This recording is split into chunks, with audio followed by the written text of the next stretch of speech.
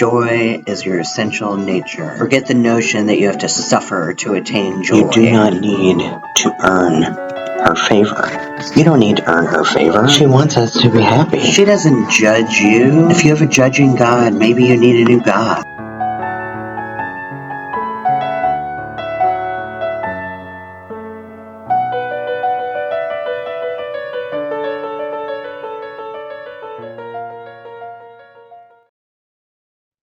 Welcome to another episode of Priestess at the Altar. My name is Kelly Applegate, and I am your priestess. If it is your first time joining us, welcome to the Church of the Goddess. Priestess at the Altar is released every Sunday morning at 10 a.m. on the first and third Sunday of every month. Before we get started, each episode begins the same way, which is I'm going to take 3 deep cleansing breaths with you, and then we're going to kind of settle in to our time together.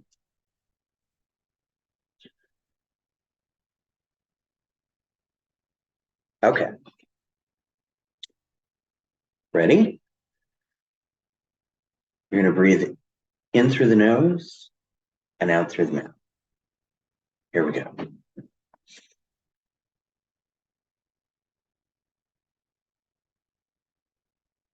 We're going to hold that breath for about 3 seconds. Let's do that again.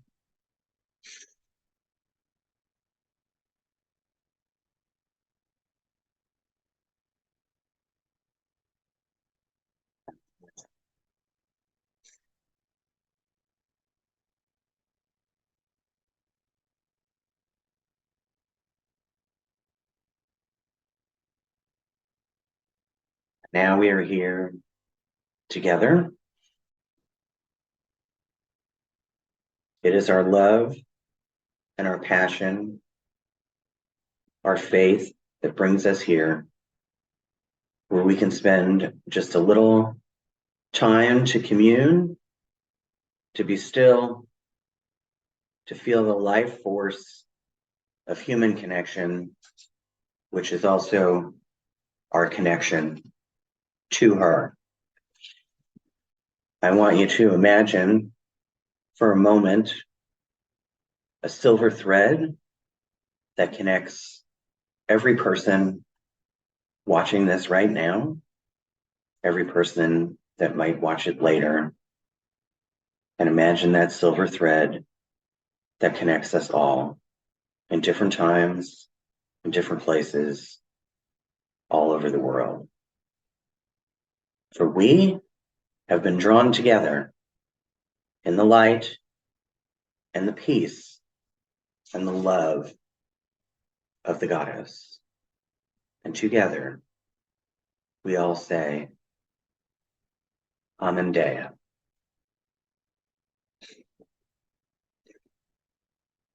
So, a week or so ago, I posted 2 guided meditations to the channel. So today, I want to talk about, today's message is about prayer and meditation. These are perhaps the 2 most important tools in our spiritual toolbox. And we can use those tools with which to move through life perhaps a little bit easier once we have a diligent practice. I've got some notes about meditation. The earliest documented records that mention meditation involved Vedantism, which is a Hindu tradition in India around 1500 BCE. However, historians believe meditation was practiced before this time as early as 3000 BCE. Between 600 and 500 BCE, the development of other meditation forms is recorded in Taoist China and Buddhist India. The practice of meditation also spread to cultures in the West via the Silk Road. And if you don't know what the Silk Road is, it's the ancient trading route or network of paths connecting China and the West. And that path was well traveled for about 1400 years. The term meditate originates from the Latin word meditatum, which means to ponder.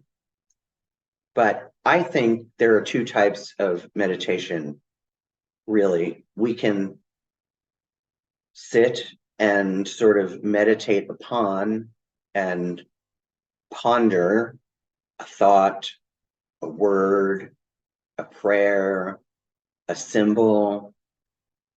You can stare at a candle flame, or you can do a contemplation of meaning in a guided meditation, like the two that I just posted. But the other side of that kind of meditation is to try and not think and not focus. And that is the kind of meditation that I try and focus on in my life, which is the cessation of thought, not pondering. Or I attempt to clear and cleanse my mind to let new thoughts and ideas and inspiration flow in. I do find something mundane to focus on. I'm very susceptible to sound, so I can usually find, like where I sit in the morning in the garage, because I go outside the back garage door every morning and just say, "Good morning, goddess." So when I sit in there, I can tune into like the hum of the heater, the hum of the HVAC unit. You can, or if you're inside, your house, the low hum of an electrical appliance like a refrigerator, anything that isn't terribly intrusive but is consistent. And the trick to this kind of meditation is, what I have found in my own practice is, the trick is to, if after 15 minutes I'm not in the zone and the monkey mind is busy and all over the place and thinking about my worries or my concerns or what I need to do today, I don't try harder. I give up and I go about my day, and I know that I have another chance to get into that zone either later that day or tomorrow, if all else fails. Because after 15 minutes, if I can't get there, then I'm just fighting with myself and my own consciousness, and that is a battle that I will never win. Sister Alethea of the Majoring Orders of the Original Lux Madriana, which I've talked about on this channel before, she writes about meditation in an essay on death and fear of death. And she writes, "If the mind during life has never lifted itself above the physical realm, if it is wholly undisciplined in prayer and meditation, having simply directed itself toward the objects and events of the world of matter, this period can be a difficult one. In this sense, spiritual ignorance not only breeds fear of death, but makes death more of a thing to be feared." So I get that, right? If I'm thinking too much, I'm inevitably thinking from that part of my brain that gets all excited about fear and worry. So I try and, like, that's what mindfulness meditation is about, right? Being, where are my feet? What am I doing right here, right now? And right here, right now, everything's fine.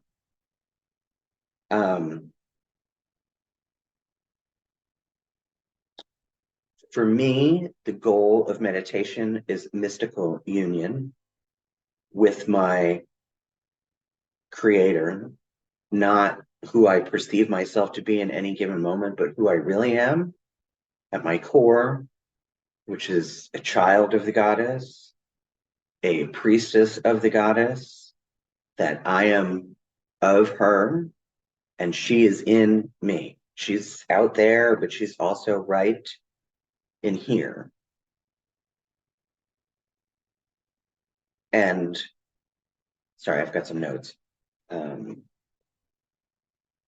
The focus of the love that my goddess shines on me all the time, that's what I'm getting in tune with when I meditate. The control of the mind in meditation is like It's like my higher self controlling my lower self, and I can be held steady in the bond of love and obedience between myself and my creator. The control of thoughts and imagination, which is closely linked to the habit of attention and concentration, can be exercised and developed not only in the context of meditation, but in the activities of your everyday life. That's that mindfulness that I was talking about. Meditation allows us to be more disciplined in our thought throughout the day and everything the day brings, people, situations, challenges. So gaining some control over your thoughts makes us less susceptible to be kind of blown about here and there of winds of circumstance, because our thoughts control our emotions and our emotions dictate our behavior. That's a general rule. Of course, that doesn't happen all the time, but basically, I think that's how it is. Our thoughts control our emotions control our actions. Because we make decisions based on fear or faith. I don't know any other way to make a decision. I mean, of course, I will list pros and cons and all of that, but I think you understand what I mean. So usually I pray and meditate, aside from my traditional morning prayer to the goddess when I open that door and step outside, no matter what the weather is, even if there's snow on the ground. Maybe I don't step outside when there's snow on the ground. I just stand there on the threshold because I'm usually in my socks. So that morning prayer is usually some derivative of, hello, I love you, I know you're there. And that's pretty much it. So, but after that,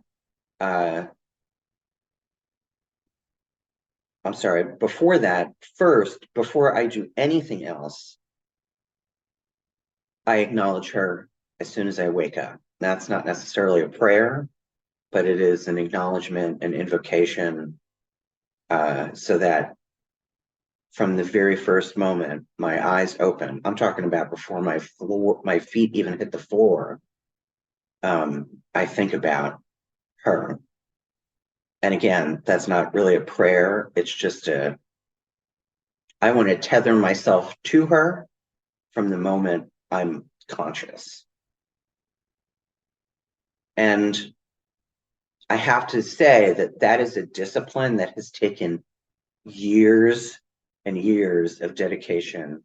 So if that's not something you feel like you can do, if you're like most people, you wake up with worries about the day and your to-do list, or perhaps a list of grievances from the day before, you're not alone or bad or wrong or unspiritual or anything.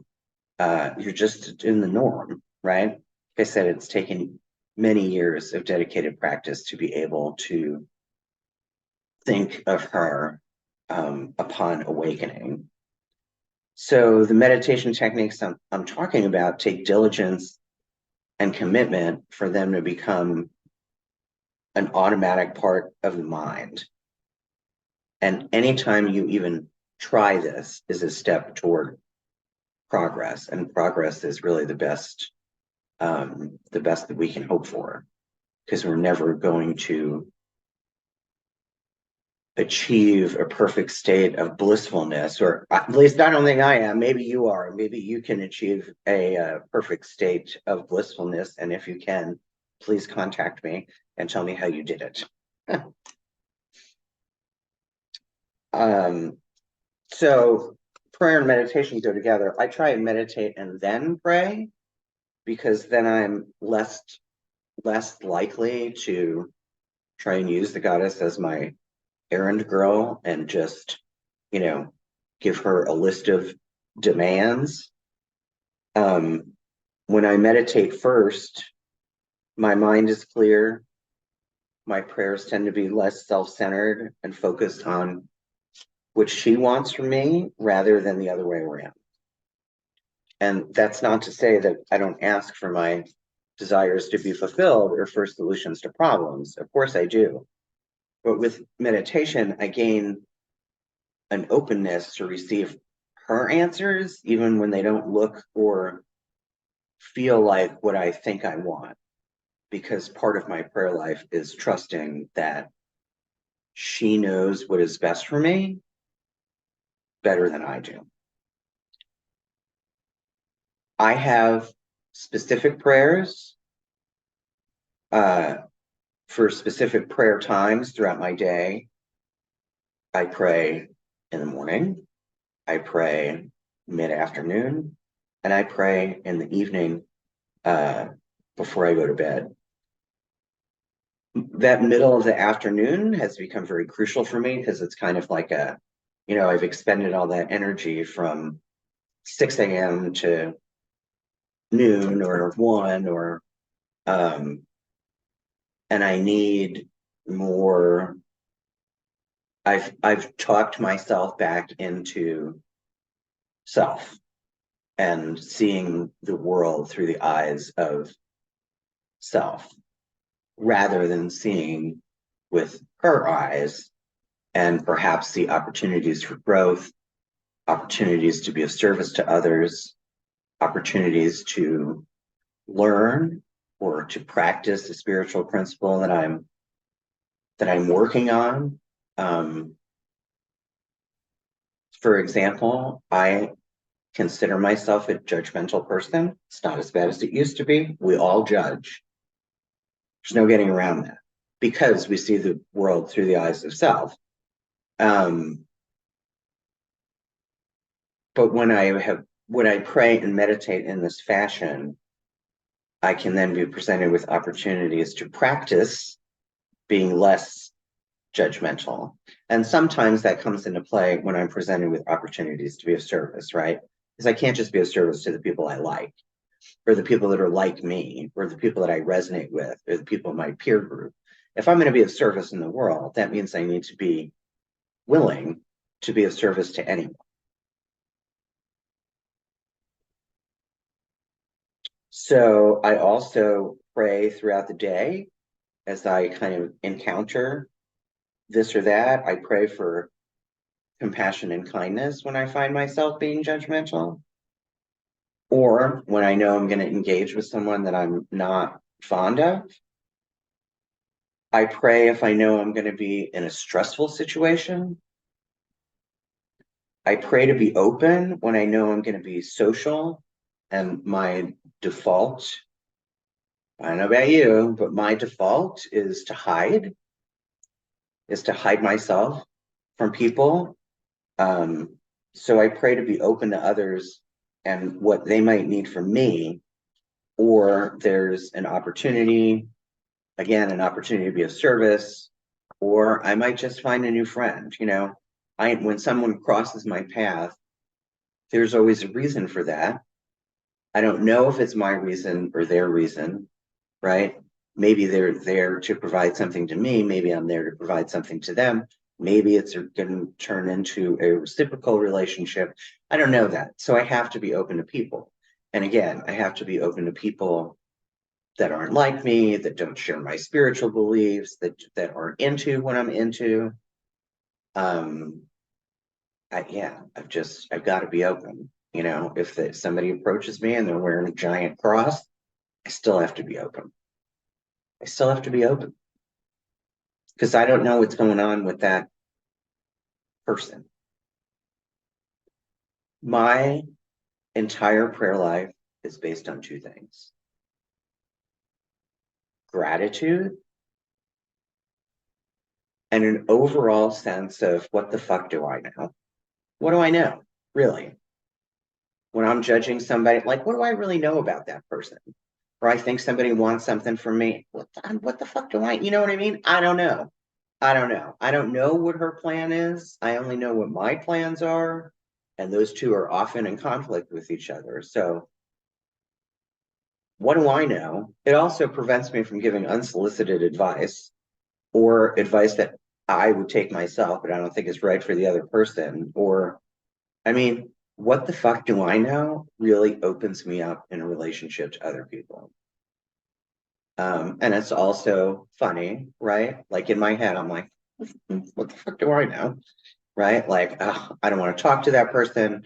They're going to bring whatever drama, blah, blah, blah. And then I have to go, what the fuck do I know? I don't know that that's what they're bringing. Maybe they're having a great day and they're going to tell me all about the adventures they've had so far today. You know what I mean? I don't know. I don't know. So, very helpful. Gratitude and what the fuck do I know?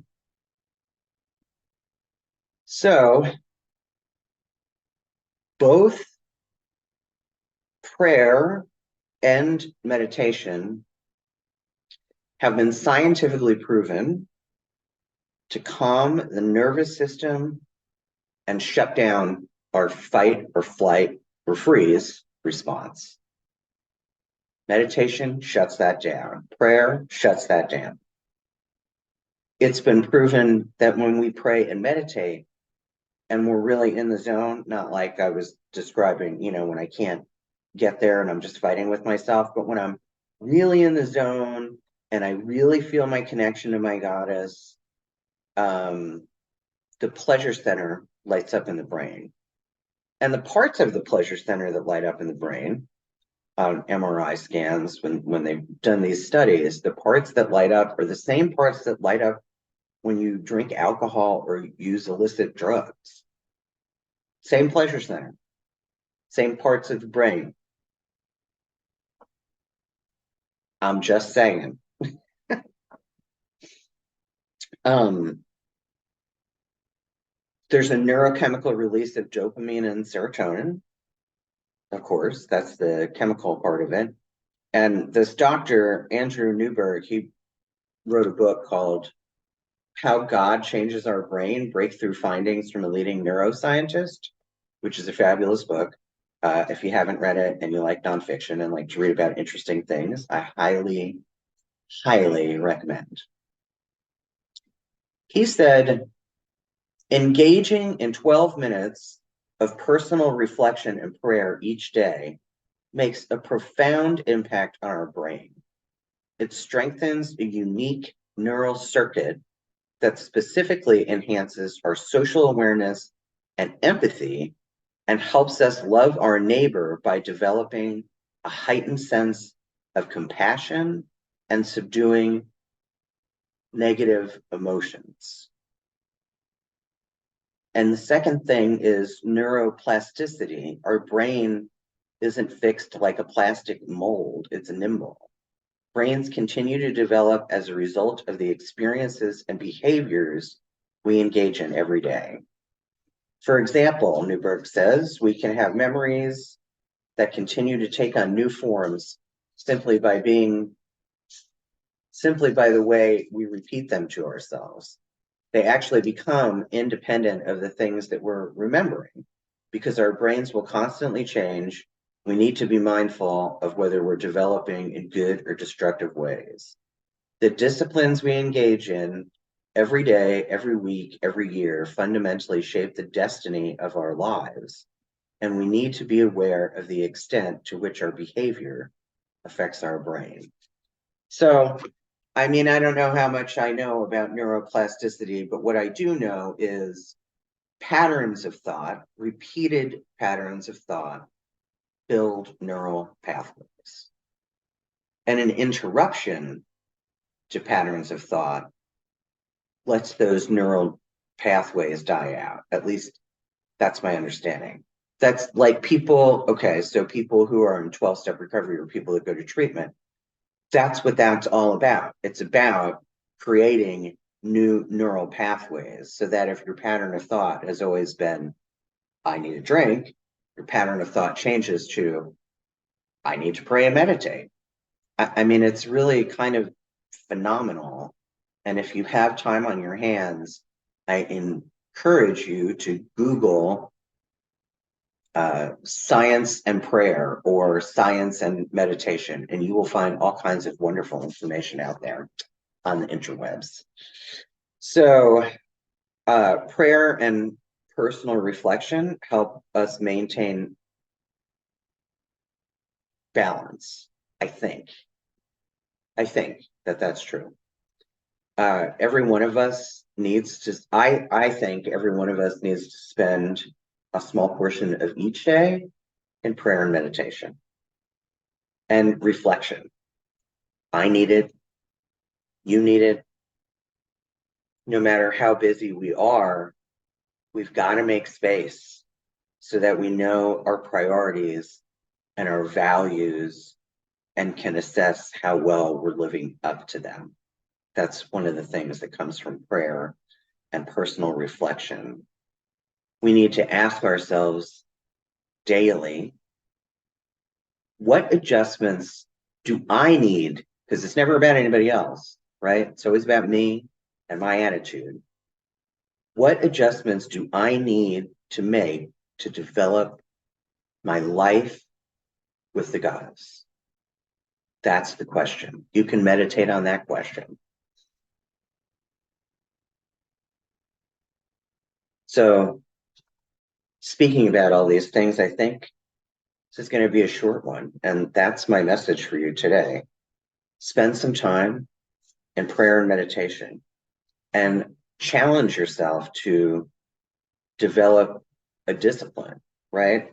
If it's hard for you to do first thing in the morning, try doing it at night. Because when you do it at night, you're like pre-paving the next day, right? If you go to bed spiritual, you wake up spiritual. I mean, that's just a fact. It's law, right? Because when we sleep, the momentum of our thoughts stops. And yes, we dream, but that's our subconscious. I'm talking about your conscious mind. Thought stops when you sleep. So if you go to bed on a good note, chances are you'll wake up on a good note because your brain is exactly where you left it. When I started, I just set an alarm on my phone to remind me that it was time to pray or meditate, that middle of the day one. Because in the beginning, I tried to do it more than 3 times a day, and I couldn't do it. Sometimes I will do it spontaneously now when I have the time. You know, I've got like an hour window and I don't have anything to do. Sometimes I think, well, I'll meditate. I'll go meditate. Because the more I do it, the better I feel. But you've got to find a routine that works for you and stick with it. As you do this work, as you go forth this Sunday with prayer and meditation as your goal for the next 2 weeks, come back here and leave comments under the video so I know how that's going for you. And if what I said resonates with you, you can also send me an email at thechurchofthegoddess@gmail.com. Don't forget the thechurchofthegoddess@gmail.com and tell me how it's going for you. And notice if you do something for 2 weeks, notice how that changes for you. So I will see you on the first Sunday next month. That's November 5th. And until then, I wish you the love and the peace of the goddess.